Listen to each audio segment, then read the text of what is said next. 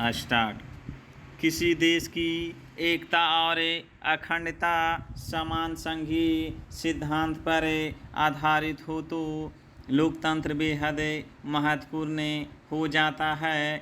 प्राकृतिक सौंदर्य और समृद्ध सांस्कृतिक विरासत के लिए प्रसिद्ध जम्मू कश्मीर में शांति और विकास जिस तरह से स्थापित हुआ है वह सरकार की सकारात्मक प्रयासों को दर्शाता है। भारत सरकार की कुशल रणनीति और दूरदर्शिता के परिणाम स्वरूप जम्मू कश्मीर ने वर्षों बाद शांति और समृद्धि का युग देखा है। यह एक नए युग का आरंभ है। यह सब प्रधानमंत्री नरेंद्र मोदी जी के नेतृत्व में संभव हो पाया है। जहां पहले उग्रवाद, अनिश्चितता और राजनीतिक उथल पुथल का बोलबाला था, वहां अब चहुं ओर शांति के साथ विकास की बयार दिख रही है।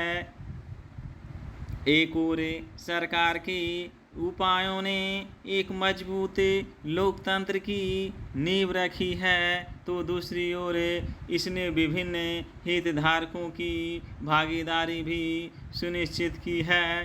क्षेत्र में शांति स्थापित करने के उद्देश्य से भारत सरकार ने विभिन्न हितधारकों के साथ निरंतर बातचीत और जुड़ाव को प्राथमिकता दी है। इस पहल ने यहाँ तनाव को कम किया है। भारत सरकार द्वारा अनुच्छेद 370 को निरस्त करना लंबे समय से चले आ रहे मुद्दों के समाधान और देश के बाकी हिस्सों के साथ जम्मू कश्मीर के एकीकरण को बढ़ावा देने के लिए अत्यंत महत्वपूर्ण पहल थी।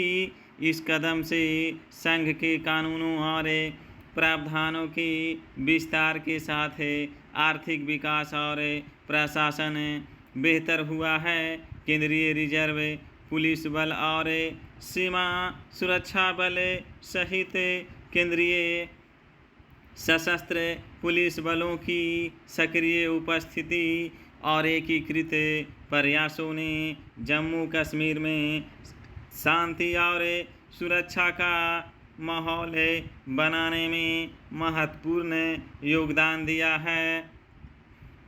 प्रधानमंत्री श्री नरेंद्र मोदी जी के नेतृत्व में भारत सरकार ने आतंकवाद से निपटने, चुनावी प्रक्रिया को बढ़ावा देने और क्षेत्र में शांति बहाल करने के लिए एक सशक्त मिशन शुरू किया है। आतंकवाद विरोधी पहल के साथ साथ भारत सरकार ने क्षेत्र में शांति और विकास की बहाली को प्राथमिकता दी है।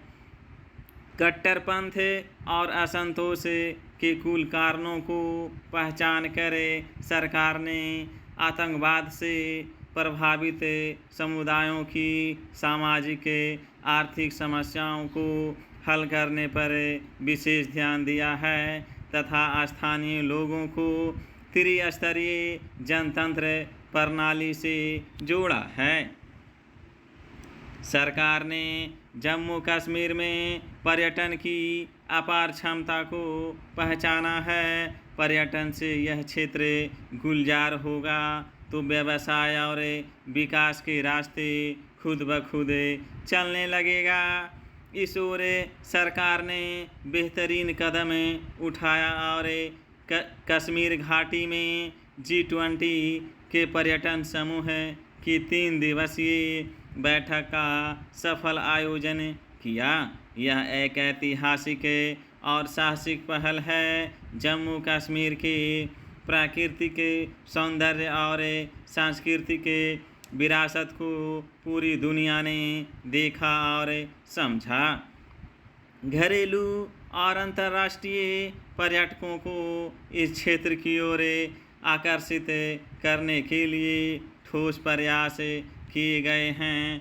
होटल, रिसोर्ट और अन्य मनोरंजक सुविधाओं जैसे बुनियादी परियोजनाओं का विकास कार्य तेजी से चल रहा है, जिससे पर्यटकों और निवेशकों के लिए अनुकूल माहौल तैयार हो रहा है।